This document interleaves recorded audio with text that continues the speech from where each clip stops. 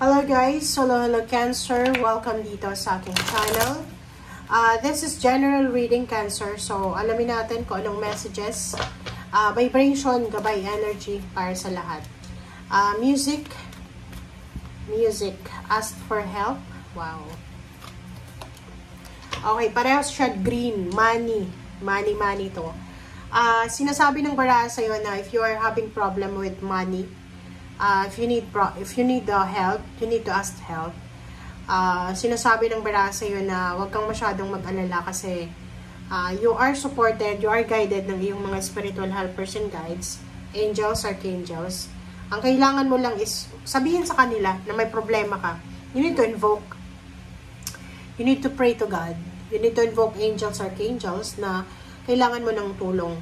And music. Ang musika, pakikinig ng music, ay isa sa mga possible na makakatulong sa Cancer para mawala ka doon sa problema. Diba, maka-skip ka man lang ng konting oras sa problema. Diba, halimbawa, pag naglilinis tayo ng bahay, mas maganda na may music. Ako may playlist ako sa paglilinis ng bahay. Kasi ako naglilinis ako ng bahay 3 times a week. Okay? May ano ko tawag dito, may iba-iba akong oras. I mean, iba-ibang araw. For example, diba, pag napansin nyo, Saturday, Sunday, hindi talaga ako nagre-read. Pero yung iba, nagre-read ako minsan, pag wala akong ginagawa. Pero, Saturday, Sunday, time ko yan para maglinis. Mag-deep cleaning ba? Okay. And, yun, mayroon akong playlist. And, yun, pag may mga kailangan ka, yun, paglilinis, pag may ginagawa, ganun din ako pag nagtatrabaho ako. Like, may sinusulat ako, meron akong ginagawa sa computer. Meron akong music na pinapakinggan. And I have music in the morning while meditating, while praying. The night, before sleeping, meron din akong music, parang ganun. So, sobrang maganda yung music, diba? Siyempre, yung music na yun is makakatulong yun para kalmahin yung ating emosyon. Minsan, di ba, pag may pinagdadaanan tayo, yung music na hindi natin na-appreciate nung masaya tayo, na-appreciate natin yun. Okay? And, yun, isa sa mga pwedeng makatulong sa'yo, Cancer, is yung music. Okay? Huwag nating parang i-take for granted yung music. But, malaking help yan para sa atin. Minsan, di ba, pag nakapikit ka lang, nakikinig ka ng music, parang nawawala ka doon sa emotion na nararamdaman. Medyo nakakalimutan mo yung stress, yung negativity, yung toxicity. Di ba? Okay. Cancer. Hindi ko alam, but for the past readings, palaging mayroong problema yung Cancer. Mag-comment nga kayo sa comment section. Ano ba yung mga problema nyo? Ano ba kailangan yung tulong? Kasi masyadong, palaging ganun yung message sa'yo. Okay. Fellow travelers. Lahat tayo dito travelers sa mundo. Diba? Maganda to. Lahat tayo. Yung parang sinasabi ng baraha na there's a rainbow. After the rain, there's a hope. Diba? So, if ever, isipin mo na ako, ikaw, lahat tayo na nakikinig dito sa aking video ay nanonood, nanonood. Ako kasi ginagawa ko siyang playlist sa gabi. Pinapakinggan ko. Okay, so dito sinasabi na fellow travelers. We are fellow travelers. Dito sa mundo wala tayong pag-aari dito. Lahat tayo dito bisita. Kumbaga, lahat tayo dito bisita. Dumating tayong wala. Alis tayong wala. We're traveling. Okay? Tulad ng nagta-travel, di ba? They're traveling light. Tingnan mo yung mga nagta-travel. Wala namang dalang maleta talaga yun Ang dala nila is backpack. Tapos yung sa backpack pa nila ano yun yung tent na tutulugan. Or minsan, libro. Di ba? So, dito sinasabi na support is all around you. Baka akala mo na helpless ka, hopeless, helpless, ano pa ba, useless. Akala mo, pero hindi mo masyadong na-appreciate. Maraming mga tao dyan sa paligid mo na pwedeng sumuporta sa'yo. So, you need to ask help. Okay? Kasi pag hindi ka naman humingi ng tulong sa kanila, paano naman nila malalaman na kailangan mo ng tulong, di ba? So, kaya nga, di ba, even in the Bibles, sinasabi na kumatok tayo at tayo ay pagbubuksan. Okay, hindi tayo pagbubuksan kung hindi naman tayo kumakatok. Alright, so, okay, Page of Swords, Six of Cups, Queen of Wands. Pasensya na guys sa ano ko sa boses ko. May sipot kasi ako eh. Five of Swords and Temperance. Wow. Ang message mo paulit-ulit lang. My God. Okay. Sa ilalim mo dito, Cancer, Lovers and Strength and Ten of Swords. Kailangan mong maging strong sa relationship. Kailangan yung maging strong together. Like, siguro marami kayong pinagdadaanan. Usually, yung pinagdadaanan is pera.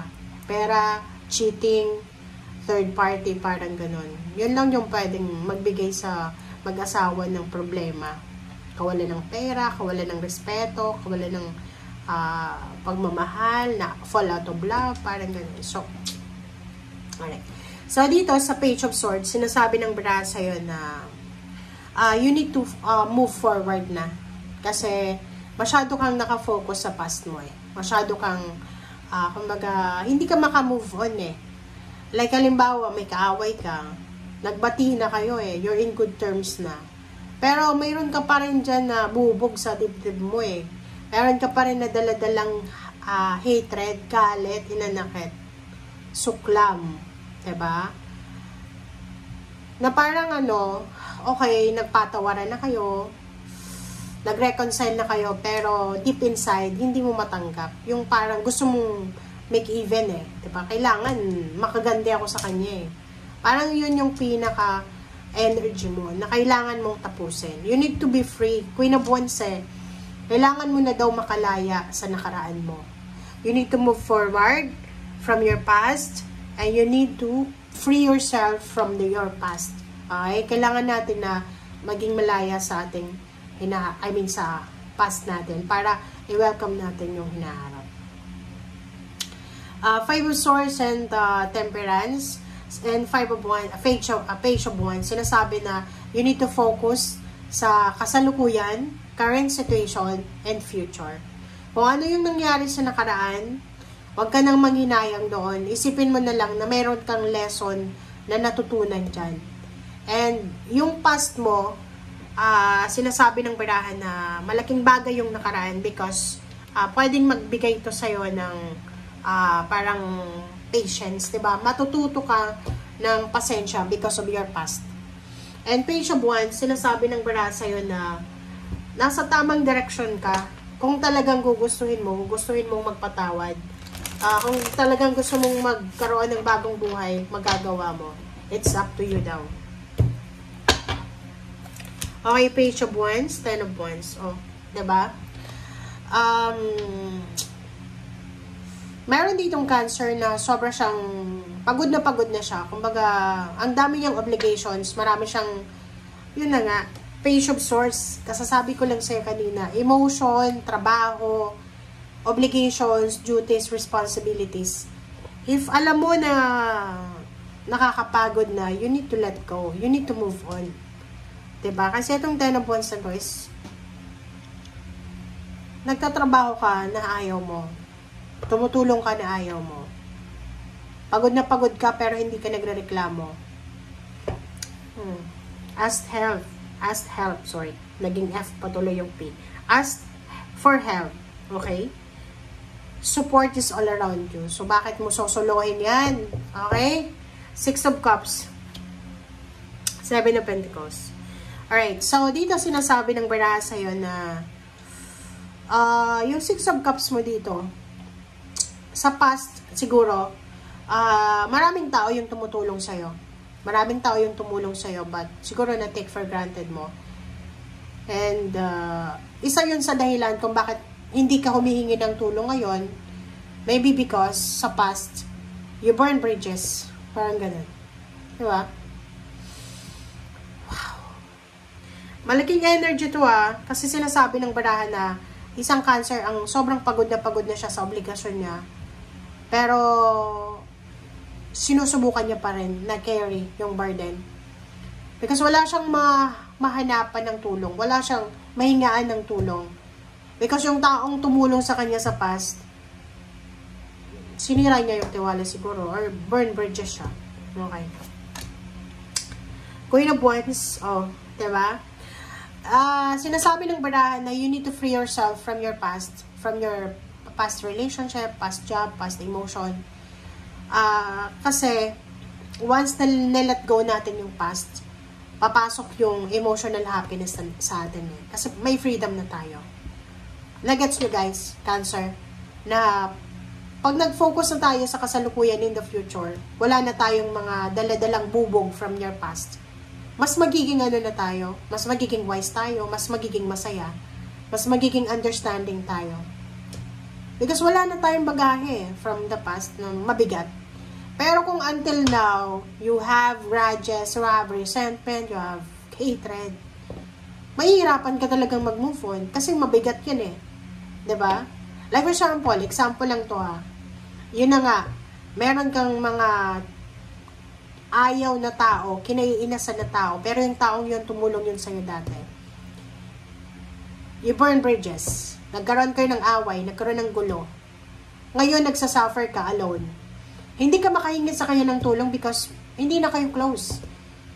But, if you will let go of your past, if you ask forgiveness, if you ask apology, maayos yun Magiging mas masaya ka pa. Mas magiging peaceful pa yung buhay mo. Diba? Eight of Wands. You need to protect. You need to protect what you have. What you had. Diba? Sinasabi ng barahan na kung ano yung meron ka dati, kailangan mong proteksyonan. Kung ano yung meron ka sa ngayon, proteksyonan mo siya. Para hindi ka magsisi sa bandang huli. Life is short. Yan yung sinasabi ng barahan na hindi lahat ng oras, buhay ka. Hindi lahat ng oras, hawak mo. Hindi lahat ng oras, makokontrol mo yung sitwasyon. And, baka yung hatred and resentment na nararamdaman mo ngayon, yan yung rason kung bakit kami namalas. Parang ganun. Or, hindi mo nakukuha kung anong gusto mo.